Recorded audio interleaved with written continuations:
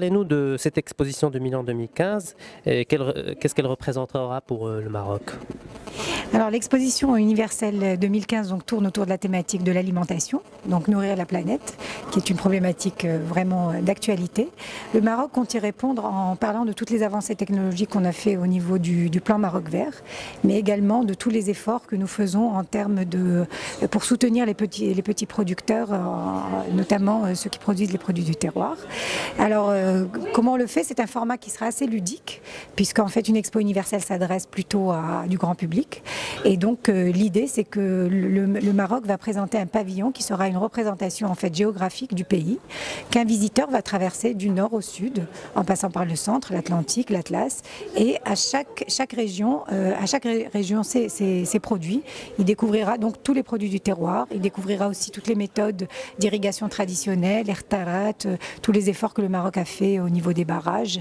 Voilà, ce sera ça un peu l'histoire. C'est un voyage qui sera un voyage quand même de sensations, puisqu'on a énormément on vivra beaucoup de sensations.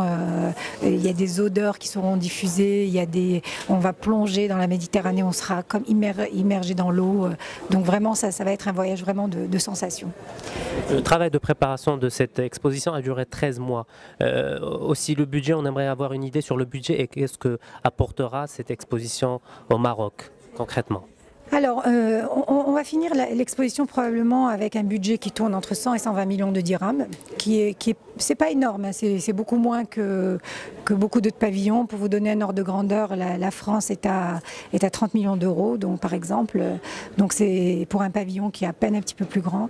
Donc c'est un budget en fait qui est l'équivalent de ce qui s'est fait lors des autres expositions universelles, notamment par exemple celle de Shanghai, la dernière, c'était ça le budget. C'est juste ce qu'il faut pour monter un pavillon, parce que c'est de la construction quasiment pérenne, hein, 6 mois d'exposition, c'est quasiment un monument pérenne, même si malheureusement on doit le détruire après.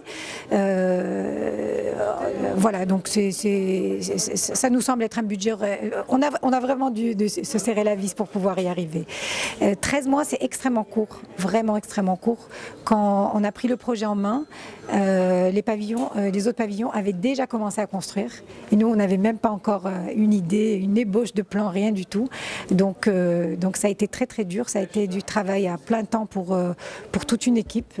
Et voilà, jusqu'à il y a un mois, on se disait on va jamais y arriver, mais Dieu merci, je pense que le 1er mai, on ouvrira nos portes. Donc le temps, c'était l'une des contraintes. Il y en a eu d'autres?